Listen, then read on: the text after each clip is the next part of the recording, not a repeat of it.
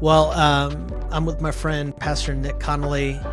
I will just call you Nick from now on, if that's okay. Please. Please. um, Nick, I love you. I love your wife Jess, your family. A highlight for me just the last couple of months was preaching at Bright City, being in Charleston, hanging with you guys. Man, it was just so much fun. I love your church. There's a rawness to Bright City that I love. That is just like hunger, you know. We're in Nehemiah and working through the text, and then like, you know, we're friends. I saw something on Instagram, and I'll be honest with you, it caught me off guard because I had no context or no clue, and I wanted to just work through like what happened. So Bright City's growing, you're flourishing. Jess's ministry, her work is flourishing and growing. On the outside, when people think of Nick and Jess Connolly or the Connollys or Bright City, they're thinking crushing it on all accounts. Oh, God. Yeah, I know this is like probably not but something happened on Wednesday, over Christmas. So walk us through a little bit of like what's the journey been? Yeah, that's so actually it happened before Thanksgiving. So I am one of those guys where I was quote unquote doing all the right things and like when it came to exercise, when it came to food, when it came to Sabbathing, when it came to pace, I just was trying to do all the right things. But probably about a week or two before Thanksgiving, Jess and I were just talking. She was like, "How are you doing?" And I was like, "I'm gonna say some things that I don't have any. I don't know what this means, but I'm just gonna say them." And I just was like, "Hey, for some reason I take a Sabbath and I don't feel rested afterwards." Or, "Hey, I'm going through my day right now and I feel fine in my heart. I feel okay in my head, but my body feels absolutely stressed." And I was like, I don't know what to, this is just information. I'm just giving it to you. And so over the course of a few weeks, there was a few things that happened. We had a few deaths in the family. There was just a lot of moving parts to my life. And one day, it was actually a Sabbath day, we ended up getting lunch with some good friends who are actually our youth leaders, and they mentioned that they were going to be in Charleston and like months ago. And so it's been on my calendar. I'm so excited. This is going to be incredible. So we do the lunch, then we hang out for a little bit, and then I do not do anything on Sabbath, but my mother-in-law has started an incredible ministry called Seen Moms, and it is a ministry for single women and single moms. And so she was like, "Hey, would you come speak?" And I was like, "Oh my gosh, absolutely. What an honor." So I went to go speak at Seen Moms. It was an incredible night. And then my wife and I, Jess, we went out for dinner afterwards and just had, dinner in one of our favorite restaurants in town. And, I just was trying to do all the right things. And I even had the like salmon for dinner. When you want the like steak, I got like salmon. And so I'm trying to do all the right things. And that night I remember getting home and I just sat down on the couch and I was like, I do not feel good. Like something is wrong. And I debated on whether or not to tell Jess. I was like, man, is this just something I like keep, under the radar, or do I tell her? And so literally she was about to walk upstairs and I was like, "Hey, I don't feel good." And then all of a sudden it was like a dam broke free in my body. My heart rate went from like 60. I had an Apple Watch on. My heart rate went from 60 beats to 160. Joel, I can't run 5 miles and get my heart rate that high. Like I was like, something is wrong. Pain in the arm, tightness in the chest, lightheadedness. Like we went from, this sounds like heart attack, stroke. Oh yeah, we went from like texting. I don't know if you have these people in your life, but God bless them. They're like the medical people that you have that are absolutely. My aunt, absolutely, my aunt.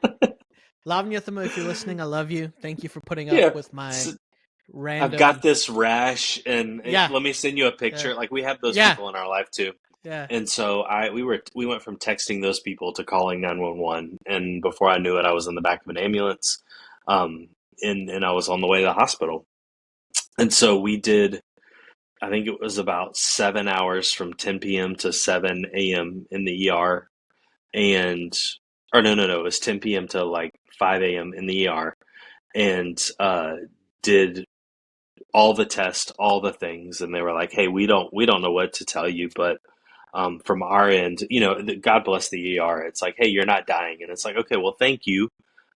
Anything else you want to tell me? Like, can we talk through some other things?" And they're just like, well, I don't know what's going on, but we know that you're gonna make it at least for another hour. And it's like, oh, thanks, I'll go home. I'll sleep great. And so anyway, we got home. I made an appointment with the cardiologist and doing all the normal old man things that I should probably be doing at a 41-year-old aged male. And I start slowing down to go to Thanksgiving. And then we do Thanksgiving, and I still didn't feel 100%. Still felt like I had a very traumatic body experience. And then on Friday after Thanksgiving, Jess and I went on a walk. It's like something we always do. It's a long walk, talking about life, the day, all the things. And all of a sudden on the walk, my heart does the same thing. And before I know it, we were asking my son to come pick me up. We get home, and I asked my cardiologist, I said, hey, how long is too long before I come in again? And she was like, wait an hour and then come in. And I was like, well, it's not getting better after an hour. And so we call 911, and I go back into an ambulance again. And that began I think it was like a 4 or 5 hour cardiac event where I'm hooked up to all these machines. My heart rate's going nuts. My blood oxygen levels are, I mean, my body was revolting. Wow. And again, they do all the tests, we do all the scans. Like, they're like, hey, again, you're going to live for the next hour. Nothing's wrong with you.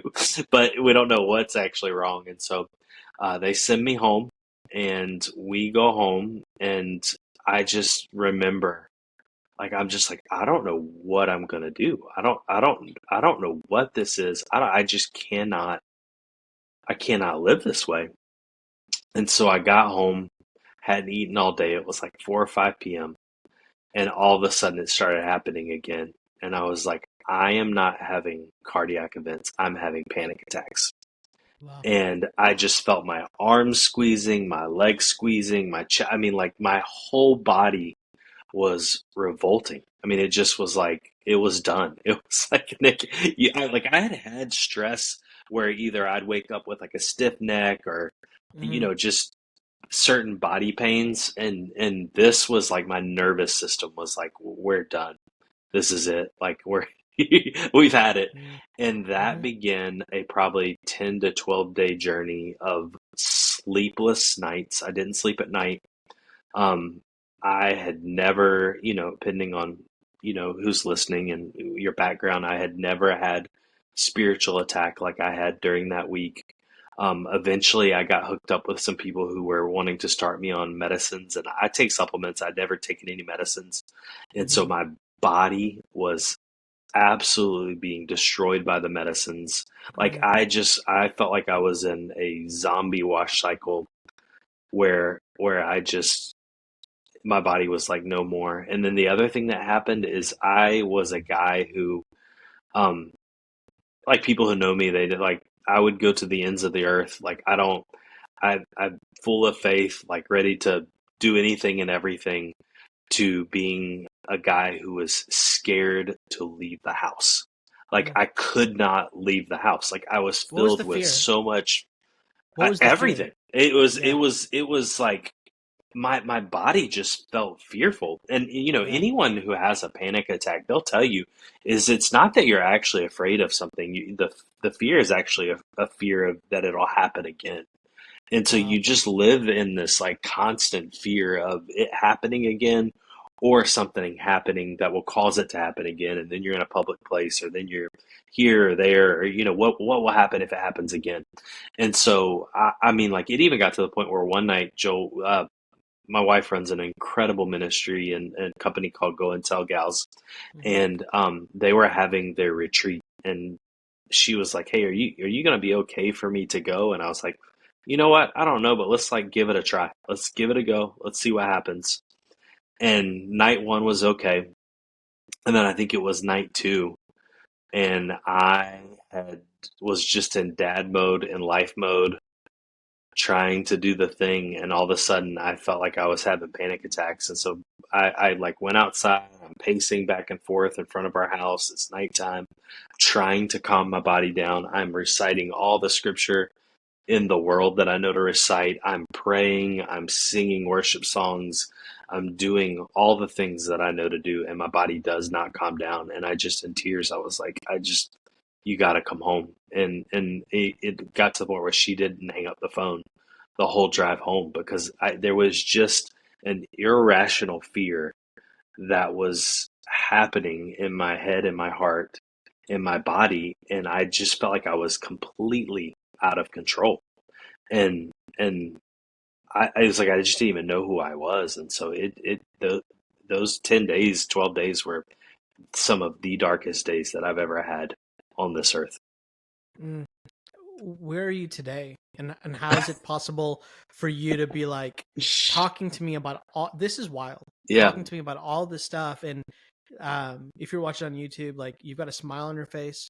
You've got a like your eyes are awake and wild, and you're looking at your right before we recorded, we're just laughing and talking about the chaos of the day, like like it's like a miracle. Like looking at you yeah. right now, it feels like it's a miracle.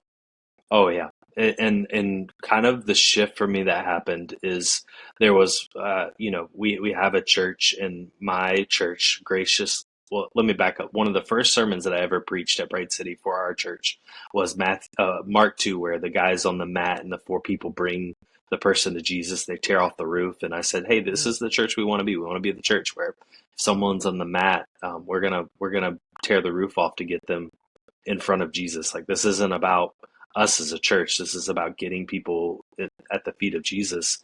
And it's one thing as a pastor to pronounce that over your church. It's another thing to be the guy on the mat. And so for 5 weeks, I was the guy on the mat, and my church just like rallied around me, cared for Jess, cared for the whole family. Like it just, I'm the cook in the family. And so I couldn't cook. I went away for a week long intensive counseling deal. And, mm, they like hooked the whole family up with Uber Eats gift cards. They were like, "Dad, are you sure you want to come home? Like, you should stay longer." Like yeah, I just yeah. I ended up being the guy on the mat because I needed the miracle. And so that was number one, is I just had the church just rallied around us and cared for us. And then number two, I was home one of the days on Sunday that, the church was like, don't come in, don't come to church, stay at home. Like we've got this, God's got it. And I was like, okay. And so my brother-in-law, he ministers at a local church here in Charleston, South Carolina, and he was preaching that Sunday, and he was online doing his thing, and I was like, oh, we're going to church, whether I'm on the couch or what. And so I tuned in to church online at his church. He was preaching, and he was preaching on the 10 people, the 10 lepers that Jesus healed. And I've Mm, always noticed that passage you probably know more than me, but I've always thought of that passage as a gratitude passage of the I think it was 10 were healed, one returned. mhm, And he said something in that passage that I just had never thought of before. And he said that healing happens as you go. And mhm, I felt like clear as day that God was saying to me, like, hey, I need you to trust me. That healing is going to happen as you go and as you do and as you follow me. And so you're going to want to stay home. You're going to want to be scared and not go to the gym. You're going to want to be scared and not go to work. You're going to want to be scared and not preach. You're going to want to be scared. And at this time, I hadn't gone to the counseling intensive. And I'm like, how on earth am I going to get on an airplane that's shooting through the sky? This tube shooting through, like, how on earth am I going to do right. these things? I've done flights to Togo. Flying wasn't the issue, and so I I just felt like God was saying is the healing would happen as I went. And so Mm. every day I woke up and I just said, like, Lord, I'm scared. I don't want to do this. I feel overwhelmed with fear right now, but I know that healing happens as I go. And I would push through that fear, and all of a sudden I would find the healing that I needed from that fear of that moment, or, what was happening inside of me. Do you think that healing is happening right now as you're reliving, retalking? Like just retelling the story can be traumatic of going back to that Hmm. place. And I think you and I both know this as storytellers and preachers and communicators. Like you put yourself into it. And I was even worried about even asking you to do this because I was like, is it even, and I even says like, take your time. Like it doesn't even, Yeah. this could just be a person, right? Yeah. Um, what is the healing part of this today for you? Well, I think for me, I know that healing doesn't. I don't want to speak in absolutes, but I know for me, I don't think healing happens when I hide. Ooh. Um, and so I just was like, I don't. This is, if Second Corinthians 12:9 is true, and it says that God's power comes in our weakness and vulnerability. Like I've got no options except to be weak and to be vulnerable. And so I wanna do that because I know that power. Those are the conduits or the channels for the power of God to come into my life. And so I really want to make sure that I'm accessing all the power that I can access in my life, um, through the power of the Holy Spirit. And so I want to be vulnerable. I want to be humble. And then the other pieces, I just knew that the less I hide, the more I'm going to experience the healing that God has for me. And so I feel like any opportunity to talk about it, um, I think I'm going to experience healing. And I think I didn't want the trauma of it all to have a foothold in my life. Like, I didn't want that to be the thing that, especially in the season, that held me back. Like, I don't, I think the enemy gets the victory if I play small. And I was like, man, I, I felt like the other thing that God did in this process is I really helped me see that life is fragile. But I was like, Lord, I don't want to live fragile. Mm, I don't want to live a fragile life. Like, life is fragile, but I don't have to live that way. And so I feel like the more and more I step into that, the more and more, like as you said, healing is happening today and will happen. And there are going to be days ahead where I'm going to have something that I have to do, or an opportunity, and it's going to be hard. It's going to be scary. I mean, literally 2 weeks ago at our church, we had a younger guy. He passed away from a heart attack. He was 29, fitness oh my instructor, gosh. triple bypass surgery that just it couldn't. Like, it was a horrible situation. And Jess kept asking me like all week, like, "Hey, you're at the hospital. Are you okay? Like, hey, heart things. Are you okay?" And I just felt like every moment God was with me. And then the family looks at me and they're like, "Hey, we want you to bring the word at this funeral." Mm, And I'm like, I don't think I had preached back at Bright City on my own yet.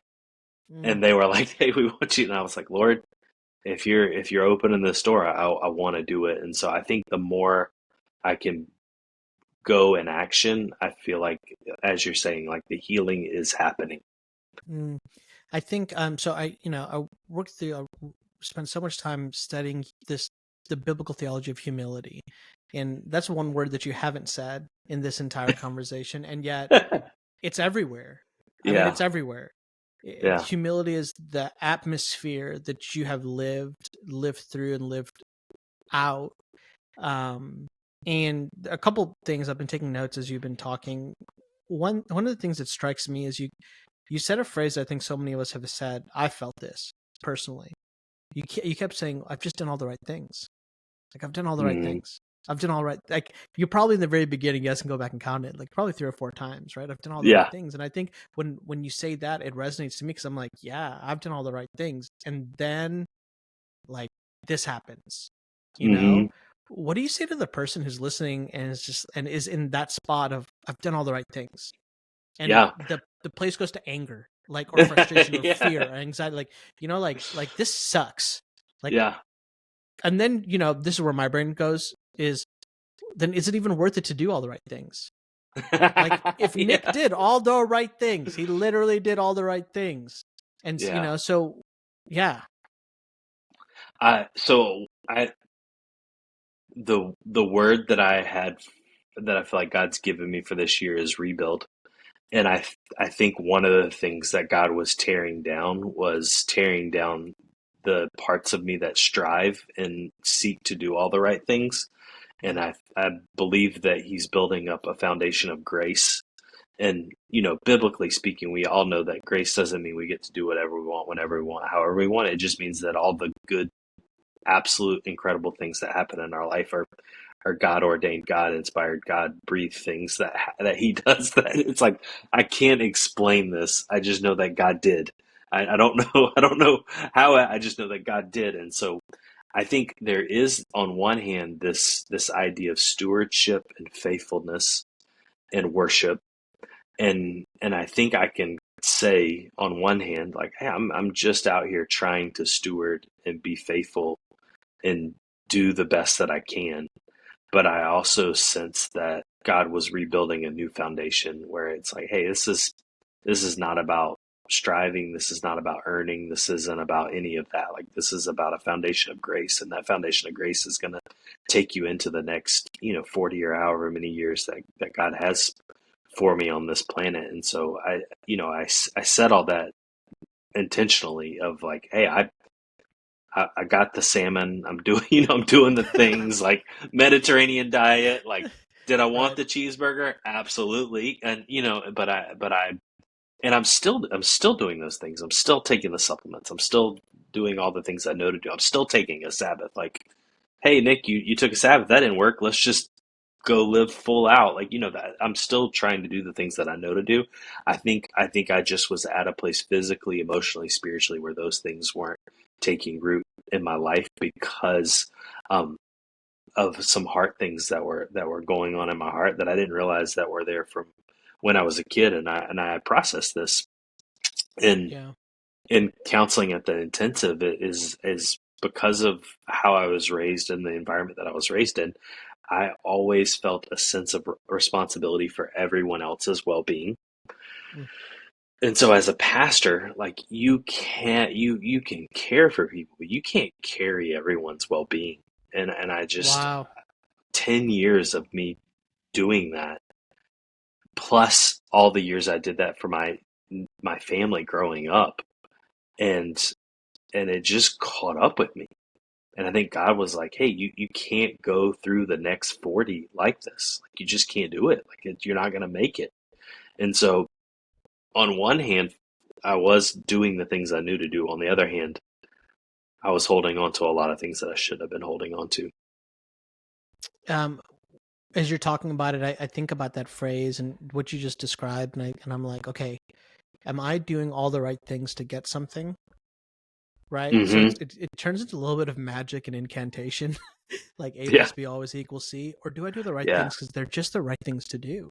Yeah. You know, and you literally just went through. You're like, no, like I'm still trying to eat right. I still work out. Like I'm still doing the quote unquote right things, and not but, and in the midst of it, God, this is my summary of it, assumption, presupposition, you correct me on it. Yeah. God in his kindness allowed a moment of severe weakness and vulnerability in order to lead you to a place where you can actually get deeper healing that you probably weren't aware of in that moment, but you might be more aware of in this moment. Amen.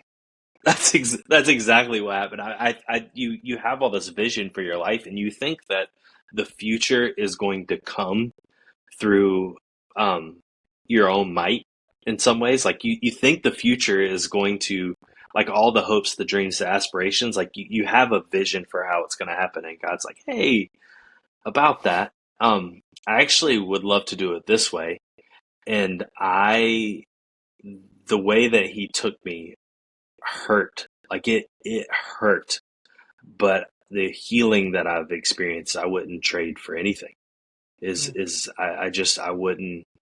I wouldn't trade it for anything. And one of the things that we talk about in my book, Don't Give Up Just Yet, is outlasting the onslaught. And sometimes life is just like there's resistance everywhere. Like it's just everywhere. Like you feel it everywhere. You feel like you're going uphill all the time. Closed door here, closed door there. Like you just feel like it is just so hard to get any momentum and anything done.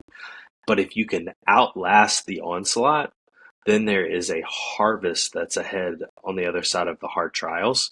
And so I mean, even in those dark nights, I mean, I'm literally not saying this to like, I hope doesn't sound vain, but I was so desperate. I was literally opening my book, reading the chapters out loud to myself. Like I just was like, I've got to read this. Like I wrote this, and now I've got to believe it. Like I've got to receive it. And when I did that, like I just felt like God opened up a whole new level of healing that I never would have. So I've got two things. One very small detail in the beginning part of the story that I took a note on. I want to go back to. Okay. Um, so in this, I've got a section in this humility book on honesty versus hiding.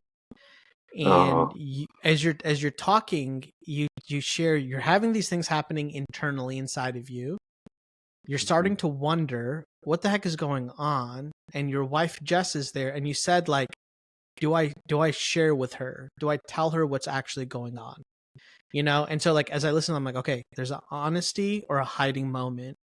What do you think happens if you went into hiding and you weren't honest with her? Yeah. Speaking from a panic perspective of someone who has panic attacks, I think part of the other side of the struggle is trying to hide makes it worse. And so I think I could have like, yeah, everything's fine. Like everything's great. And I think I would have made it worse. And I don't you probably could answer this better than I could, but I just we're not made to hide. And that's, I mean, from Genesis to Revelation, we're not made to hide. So like there is an inner chaos that happens within us because it's not a part of our identity or wiring.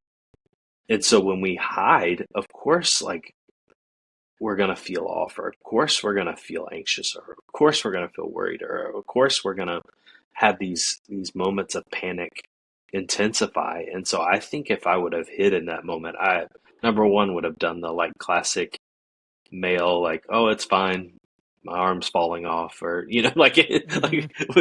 like men, we always pretend like things are okay even though they're not. But I also, it just would have delayed the healing. I feel like hiding delays the healing. Um, I'm reading your Instagram caption, and you say this true story. I love it. I really love it. True story.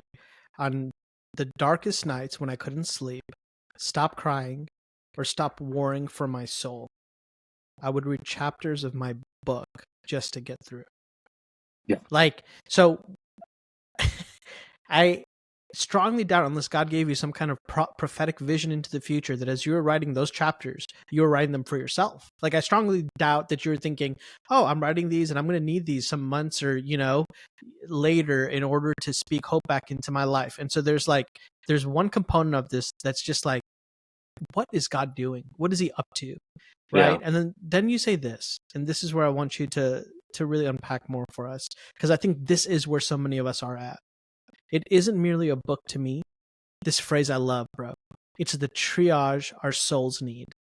Mm, I've done a lot on theological triage, and people mm, fight and bicker so much about theological issues, because they haven't yeah. triaged. Like it's like, hey, I rolled my ankle, or I have an artery that's cut and I'm bleeding out. Let me bandage this ankle. Like Yeah. wrong idea. Deal with the Yeah. artery, right? So Yeah. you say this. You said it's the triage our souls need for those of us facing our toughest challenges. Yeah. Um, yeah, I just would love for you to like just unpack that. Yeah. So I think the as you said, like I think sometimes we're thinking that we like we're focused on another thing, and we're like, no, you need to actually triage, like you need to actually stop the bleeding. And so specifically on the chapter of spiritual attack, like that was the attack. That was the chapter that I just kept reading and kept reading and kept reading. And as I was like, I mean, as you said, like I didn't foresee needing it in this way. And the irony of this book isn't lost on me. It's called Don't Give Up Just Yet. And from the moment I started the project in the writing, there was like every opportunity to give up. Like everything took longer than it should have. Everything had to be rewritten. Everything had to be this. Everything had to be that. Like it just, then it took, then I got it to the people and then this had to be, and so the whole process was a don't give up just yet moment. And so I thought that that was the thing. Like you always are like, all right, God, I conquered that. Like we're good. Like I had my Mm-hmm. give up just yet moment. Like the stories are in the book, and God was like, "Hey, I'm not done yet. I'm not done Mm. yet." And so one of the things that I've noticed about the grit, resiliency, persistence culture that is out there right now is I do think some of it can be a little bit of a bootstraps. Like, hey, you got to punch fear in the face. You got to pull your your boots up and let's go. Let's make it happen. Let's do the thing. And I don't like my heart was to be like a gracious companion to people to help them triage the soul so that Mm. they could start the journey of healing. And so going back to that word triage, like you really do have to stop the bleeding before you can start the healing. And so Yes. this book is that. It's like, hey, we've got to stop the bleeding so that we can experience the healing that God has for us on the other side of this. And I think that that's what I was trying to get to is I think a lot of the books are written for like someone who's like, I don't know, like 5, 10 years on the other side of a hard circumstance. And it's like, okay, like you're not done yet. There's still more mountain to climb. Like, let's head into the death zone and conquer this world. And I don't. There's nothing wrong with that message. I just feel like I'm writing to the person who doesn't know if they can make it through one more day. Yeah. Like I want to speak to the person who doesn't feel like they can make it through like one more moment. And those are the people that I want to help and I want to offer that triage, but again, like I need it and I needed it. And there's going to be other days where I'm going to need it and I'm going to have to like enter back into those triage moments and I think it's just so important to really stop the bleeding so you can start the healing. And I think so many people don't enter into the healing that God has for them because they're not willing to allow God to step into those vulnerable hidden spaces where only he can heal. And so we're, it's said all the time. We're like wounded people who are out here wounding other people. Mm. And I just think like at some point we to stop the wounding in the world, we've got to stop the wounding in our hearts. That's so good. I love your title because what you just described, I feel, comes out so perfectly in the title because I think it could have been "Don't Give Up," period, right? And Yeah. that "Don't Give Up," period, would lead people to believe, like, kind of like that whole like pick yourself up by the bootstraps idea. Which, by the way, if anybody ever tried to do that, it's impossible. You It's cannot pick yourself impossible. up. It's impossible. You cannot do it, right? So okay, so just Yeah. next time you think about using that phrase, just remind you this is madness. So side Hmm. point. I love that you have "Don't Give Up," and then at the very bottom of it, it says "Just Yet." Hmm. And to me, this is like knowing you. I can imagine us sitting at that Mexican spot that we ate at when we first got there. Me, you, Jess, Britt, and the boys, and having some queso, and that steak was phenomenal. And just being like, man, like this, like life sucks, and sharing honestly with you, and you literally being like, bro, just don't give up just yet. And Hmm. the "just yet," to me, as the person who's feeling the overwhelming, it acknowledges the honest feeling of the desire to give up. It Hmm. doesn't minimize it. It Yeah. just says like, hey, just yet. Because in the "just yet," there's a good God who's working. You Hmm. know? There's this, my boss, Lisa Turkhurst, you know Lisa real well, you and Jess know her. She has this phrase that she said that has stuck with me, that God's always working in the meanwhile. And there's this, the "just yet" for me is like the evidence of the meanwhile. Like there's a meanwhile that's going on. It's like hold in, don't neglect the pain or try to Mm, diminish it or deny it, acknowledge it, and and I love this, choosing persistence in a world of overwhelming resistance. Um, because that is what we need, and so you don't mhm. sugarcoat it. You're like, hey, work must be done. But there, I just love both things. I'm staring at it on Amazon right now. I'm so excited for this book and for this message for people. If you were to tell someone that's in that spot, like imagine like we're sitting at that Mexican joint with the best queso and steak that I've probably ever had in a fajita bowl or whatever that thing was. And they're like, dude, I'm done. Like, I am just so fed up. And it might not be like like, it might just be like, I just don't want to keep working this hard at these things. My work, my family, my marriage, my children, like that. What do you say to them? Yeah, that's a great question. And number one, I would say the feeling is normal. Like at some point, all the time, like we all get to that place where we're like, man, I don't want to do this anymore. I don't want to keep going on. I want to keep doing the hard thing. I don't want to press on any longer. And one of the most interesting things that is the theme throughout all of Scripture, specifically in Galatians 6:9, is that if we do not give up, we will reap a harvest to come. And so Mm, we never know when the harvest is going to come. We don't know if we show up tomorrow and all of a sudden there's breakthrough and there's harvest.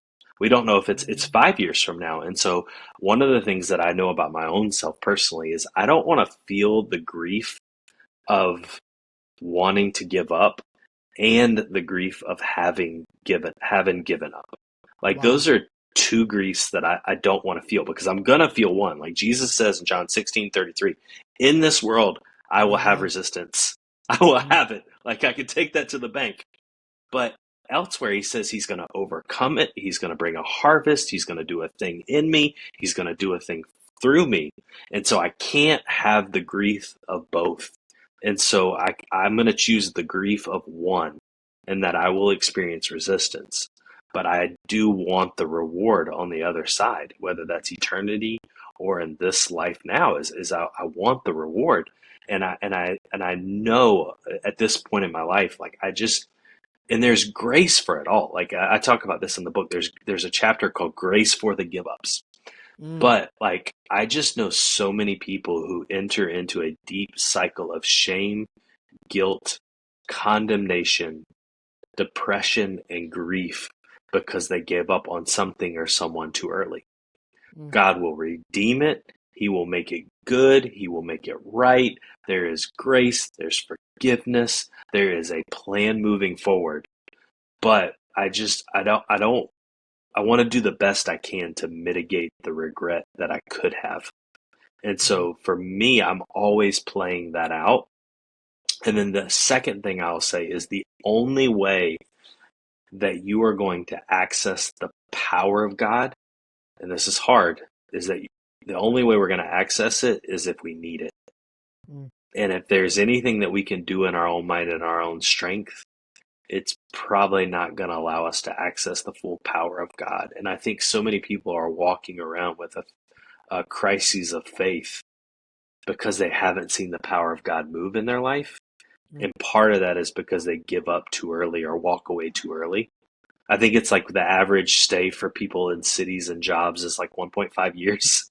Yeah. It's like, and some of that is good transient fun of the younger generation. And some of that's like, what happens if you stay? Like what happens if you power through? And one of the things that I've noticed with God in my own life is that my issues follow me where I go.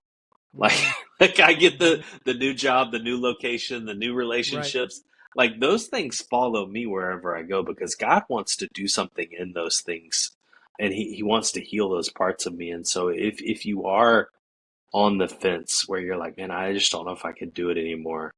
I encourage you to get a vision for the future of the reward that God has for you, the harvest that God has for you. And then I would even just say is I think it's a lot harder when you walk away than what it would look like if you keep going. Because if you keep going on the other side of that, yes, even if it's the small, like, I want to believe, help me believe, yes, is the power of God. The power of God is on the other side of that yes. The resurrection power at work in you and through you is on the other side of that yes. And part of accessing that is saying, you know what, I'm not going to give up today. One more step, one more yes, one more day showing up. We say this in the book, one more page. Like I'm not thinking about the end of the book. I'm thinking about the next page. And if we Yeah. can get to the next page of life, then we can see the power of God in a mighty way. Dude, so I thank you. Thank you for that. I'm going to link the book in the show notes for this. This is something worth reading and pursuing today, not someday. I want to just encourage you with this, Nick. And so in my book, I've got a chapter called "When Bad Things Happen to Humble People," Mm, and trying to process through that. And in it, I walk through kind of the story of Job, and you can take it, leave it, process it with Jess or not. But here's just a word for you. I'm fascinated by the very end of Job, that Job's fortunes are not restored to him until he has one more act of humility that he has to do. He doesn't have to do it. That's the wrong language. He doesn't have to do it. That he is given the opportunity to do.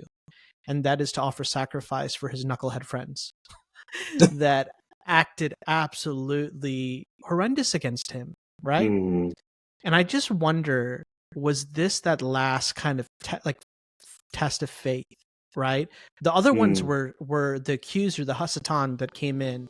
So all of those were initiated by but I actually have this suspicion at the very end, it's actually Yahweh who gives him this last and if I'm Job, I'm like, I'm gonna let these fools suffer for just a little bit longer, I'm gonna make them sweat until they can. But Job goes right away and he offers sacrifice so that they could be escaped. They could experience an escape, a rescue, a restoration from Yahweh himself. And it's not until after he does that the full fortunes of his life are restored. There's no even guarantee. Job doesn't even know that is on the other side of all of this heartache and all of this pain. And man, I just feel like what you've done for us today, what you continually do, is you are a Job-like figure who is offering sacrifice on behalf of his friends.